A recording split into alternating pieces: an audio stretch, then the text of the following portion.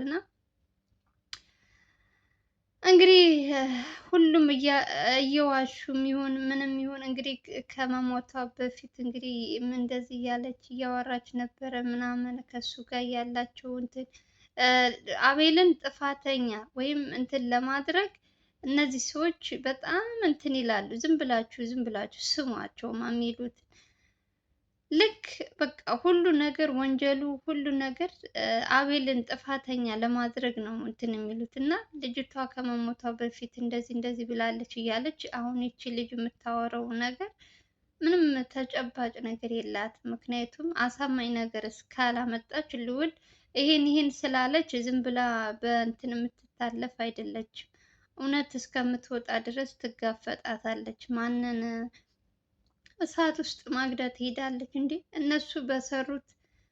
እነሱ ባቀናበሩት ወጥመድ አቤል እስር ቤትም መግባትም የለበትም እስከ መጨረሻው ድረስ። ሲጀመር ልዑል አሁን እያንዳንዳቸውን ከስር እየያዘ እውነቱን እንዲያወጡ ሞር ደግሞ የነዛኞቹ ወንጀል የሚያሰሩት ሰዎች እንግዲህ አብዛኛው ብዙ ጊዜ እኛ እንደምታያቸው በገንዘብ ነው። በትንንሽ ጥቃቅን ገንዘብ እየተታለሉ ከራሳቸው አልፎ ለቤተሰብ ሁሉ ጠንቅ እየሆኑባቸው ያሉት ይሄ 10,000 20,000 የሚሰጡ ሰዎች በጣም እኔ እንጃ የእነሱ ቀናቸው መቼ እንደሚሆን አላውቅም።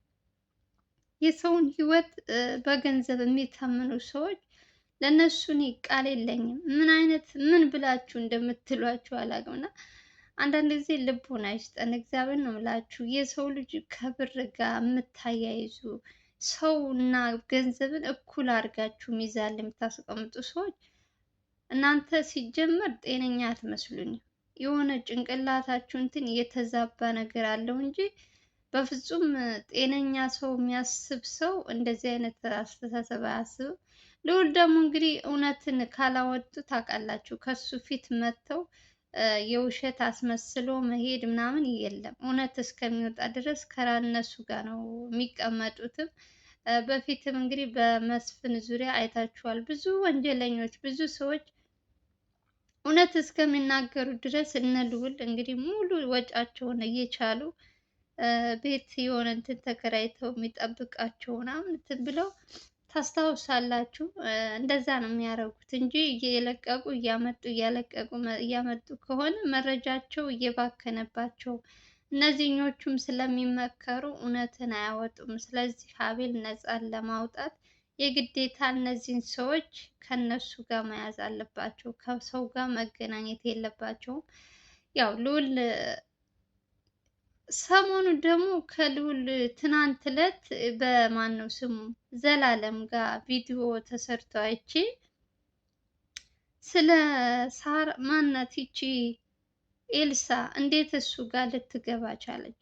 ስለ ኤልሳ ታውቃለች ሁሉንም ነገር ምናምን እያለች እንግዲህ አንዲት ሴት ከዘላለም ጋር ስታወራ ስለ ኤልሳ እኔ የስም ሞክሼ ይሁን ምን ይሁን አላውቅም እና በዚህ ጉዳይ ላይ ዘላለም እያገዛቸው ነው ወይስ ኤልሳ ምንድን ነው አልገባኝም ነበር። እኔ ብቻ እንጃ። እስኪ የገባችሁ ሰዎች የስም ሞክሼ ከሆነም አላውቅም ኮሜንት ስር ጻፉልኝ። ኤልሳ ስለሚል ነው።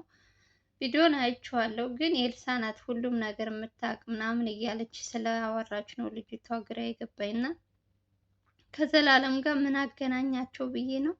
ያው ችግር ካለባትም እንግዲህ ከልዑል ጋር ነው። ልዑል አሁንማ ማናት ኤፍሬም እና ኤልሳ እንደፈለጉ እየፈነጠዙ ነው። እንደፈለጉ አልኳችሁ። በቃ ሁሉም የሚቆጣጠራቸው የለ። ቤት ገባች ቤት ወጣች የለ።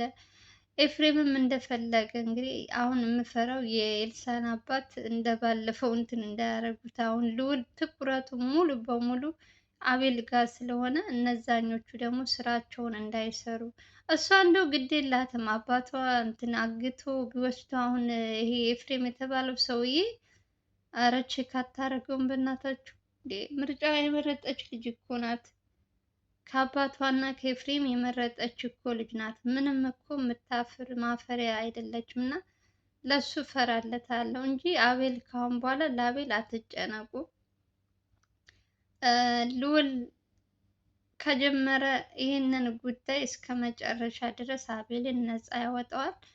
እሱ ምንም እንኳን ቢደክም ቢለፋም ማለት ነው፣ ቀን ሌሊት አይሉም። እንግዲህ እያያችሁ ነው። መረጃ ለመሰብሰብ በጣም ብዙ እየደከሙ ነው ያሉት እና እኛ ደግሞ እንግዲህ የምናግዛቸው በምንድን ነው? በላይክ እና በሰብስክራይብ ነው እኛ የምናግዛቸው። ሌላ ነገር ማገዝ ስለማንችል ላይክ ቪዲዮዋቸውን ደክሟቸው ምናቸው ሲመጣ ቢያንስ የሚለቁትን ቪዲዮ ቫይራል እንዲወጣ ላይክ እያደረጋችሁ ስትጀምሩ እነሱም የሚሰሩት ስራ እንትን እያላቸው ነው የሚመጣው እና ላይክ እያደረግን እንጀምራለን።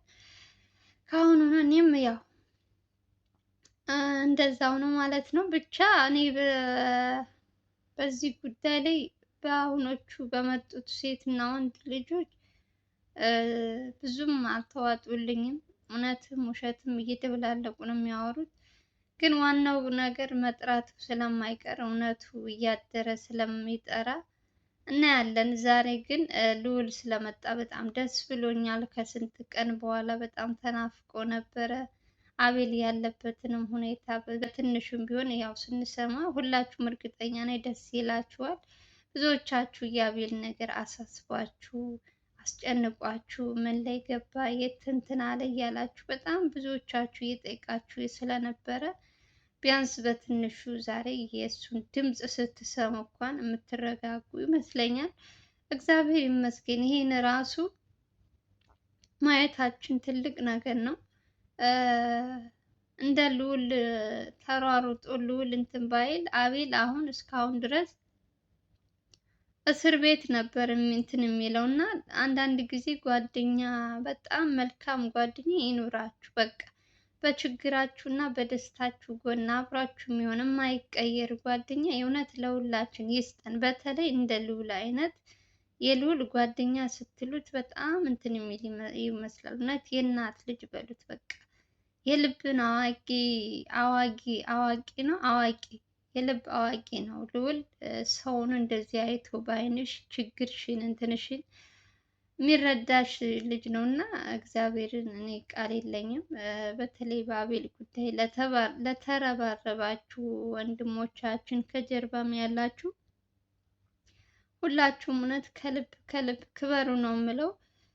ቀጣይ ደግሞ የነዚህ ጉዳይ አልቆለት አቤልም ወደሚወደው ስራ በነፃነት እንደሚመጣ ተስፋ እናደርጋለን። እናንተ ምንም እንኳን ብትደክሙ ብትለፉ እውነት ስለምትወጣ እናያለን። እውነት እውነት ናት። ሁልጊዜም እውነት ተደብቃ አትቀርም። ውሸትን የያዘ ሰው ደግሞ መጨረሻው ውርደት እና ቅሌት ነው። እሱንም እያየን ነው በብዙዎች ሰዎች። ስለዚህ በአቤል ጉዳይ ላይ እየተሳተፋችሁ እንግዲህ እስካሁን ድረስ አቤልን ነፃ ለማውጣት ቀን ከሌሊት የምትሰሩ ወንድሞቻችንም የእውነት በጣም በጣም ነው እናመሰግነው። ቀጣይ ደግሞ ምን እንደሚፈጠር አብረን የምናይ ይሆናል። እናንተም ተመልካቾች በጸሎታችሁ ሁሉ ነገር የእውነት የሚሆነው በጸሎት ነው እና ሰው ቢደክም ቢለፋ ምንም ዋጋ የለውም ጸሎት ከሌለው። የእናንተም ጸሎት ይመስለኛል እና በሚሄዱበት ሁልጊዜ ስኬታማ የሚሆኑት ያው አንዳንድ ጊዜ የሰው መውደድ ይስጣችሁ የሚባለው በተለይ የእናንተ የተመልካቾች ኮሜንት የምትጽፉት በተለይ በስማም ለሰው ልጅ ያላችሁ ክብር ቃል የለኝም። እኔ በጣም በጣም በጣም ነው የማከብራችሁ። ክበሩ። እውነት ለሰው እንደምትጨነቁ ለእናንተም እንደዚህ የሚያስብላችሁ የሚጨነቅላችሁ ሰው ይስጣችሁ ነው የምለው እህት ወንድሞቼ።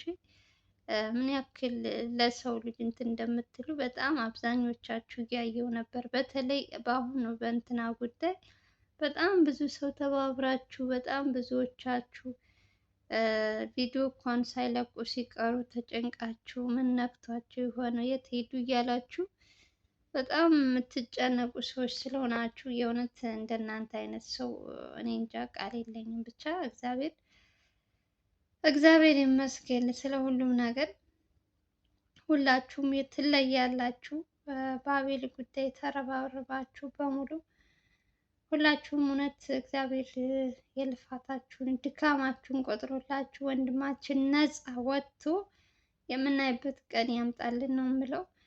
እንግዲህ ሁላችሁም ዛሬ በጣም ደስ እንደሚላችሁ አልጠራጠርም። ልዑላችን ከስንት ቀን በኋላ መጥቶ ስላያችሁት ያው ድምፁም የናፈቃችሁ ሰዎች ያላችሁ ይመስለኛል። እርግጠኛ ነኝ ልክ እንደኔ ያው በየቀኑ የሚመጣ ሰው እልም ሲል በጣም ይጨንቃላ ይጨንቃል። በጣም ሁለት ሶስት ቀን ሲቆዩ ትንሽ ይከብዳል። ግን እግዚአብሔር ይመስገን ዋናው በሰላም መሆናቸው ራሱ እስትንፋሻቸው ካለ እነሱ አዳዲስ መረጃ ለማምጣት የግዴታ መጥፋት ስላለባቸው ለዛ ነው እንግዲህ እግዚአብሔር ይመስገን። እናንተም በጸሎታችሁ አስቧቸው። አሁንም ነገሩ ተጀመረ እንጂ ገና አላለቀም፣ ይቀጥላል እንግዲህ ብቻ ጋይዝ እግዚአብሔር ይመስገን ማለት ነው። ዛሬ ስለመጣ እንግዲህ የአቤል ጉዳይ ትንሽ አሳሳቢም ቢሆን ግን ይወጡታል ማለት አንደኛ ነገር እሱ ምንም ነገር እንደሌለበት ያውቃል፣ ራሱም ያውቃል። ትልቁ እንትን ምንድን ነው የአቤል እንትን እዛ ቤት ካሜራ መጥፋቱ፣ ሁለተኛ ነገር በእጁ መንካቱ፣ ይሄ ብቻ ነው እሱ አሁን እያስፈራው ያለው። ታሰራለው እንደዚህ ነው ምናምን የሚለው እሱ ብቻ ነው እንጂ ከዛ ውጭ ምንም የሰራው ወንጀል ስለሌለ ብዙም የሚያስፈራው ነገር የለም። ያው ብዙ ወንድሞችም እንግዲህ ከጎኑ ስላሉ ብዙም እንግዲህ የሚያሳስብ ነገር ያለ አይመስለኝም። ብቻ ከአሁን በኋላ በተከታታይ ቪዲዮ እየሰሩ ይለቃሉ ብለን ተስፋ እናደርጋለን። ምክንያቱም ብዙ ተመልካች በጭንቀት ሊሞት ነው። ካለቀቁ ምን ሆነ፣ የት ገባ፣ ምን ሆነ እያሉ አጋጠመው። ብዙ ሰዎች እንደዚህ አይነት ጥያቄ ስለምትጠይቁ ሞር ቪዲዮ ቢለቀቅላችሁ ለእናንተ የተሻለ ነው ብዬ ነው የማስበው። ያው እኔም እንግዲህ የተሻለኝን አቅም እንግዲህ እውነቷን ሙሉውን መረጃ እንኳን ባልሰጣችሁ ትንሽ ትንሽ እየሰጠዋችሁ ሰሞኑን እንግዲህ ቆይቻለሁ።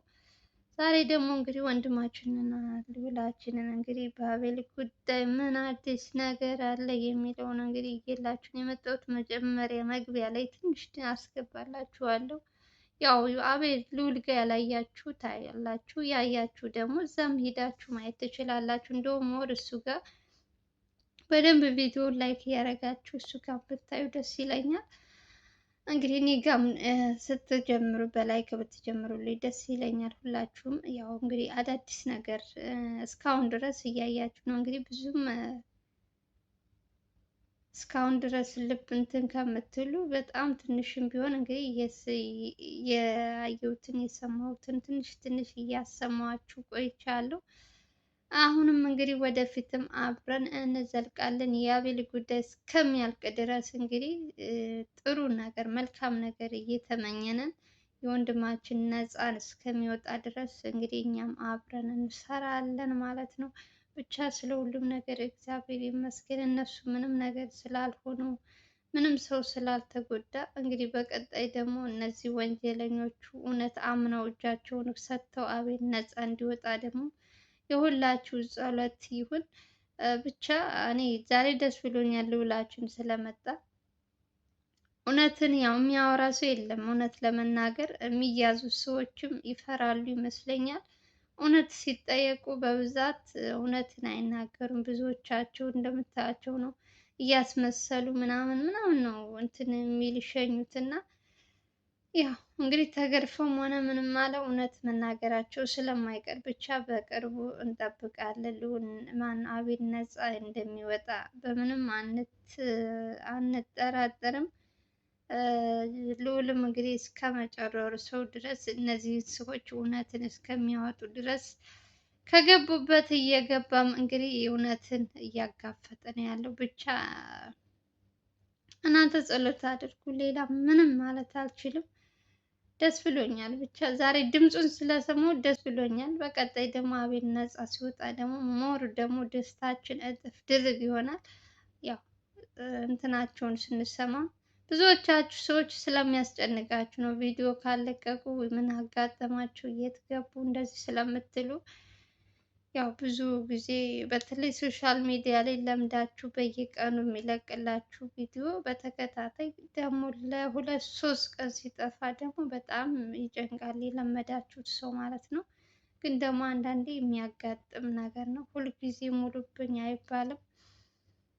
በቃ ሌላ ምንም ማለት አልችልም።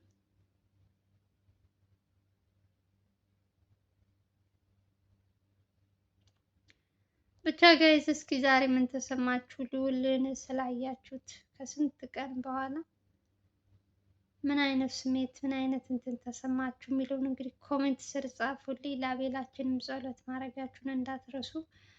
ሁላችሁንም በጣም በጣም ነው የማመሰግነው። እኔንም ለምታበረታቱኝ እህት ወንድሞቼ የእውነት ሳላመሰግናችሁ አላልፍም። ክበሩልኝ። ሰላማችሁ ብዝት ትርፍ እንዲልልኝ በምትሄዱበት ሁሉ ሰላማችሁ ይብዛልኝ። እንግዲህ የዛሬውን ቪዲዮ ይህን ይመስላል እያልኩኝ ከተመቻችሁ ቪዲዮ እንደተለመደው ላይክ እያደረጋችሁ አዲስ ከሆናችሁ ደግሞ ሰብስክራይብ እያደረጋችሁ በሌላ ቪዲዮ እስከምንገናኝ ድረስ ደህና ሰንብቱ። ሀገራችን ኢትዮጵያን ሰላም እና ፍቅር እያምጣልን እያልኩኝ ሰላማችሁ ይብዛልኝ። እወዳችኋለሁ፣ አከብራችኋለሁ። ባይ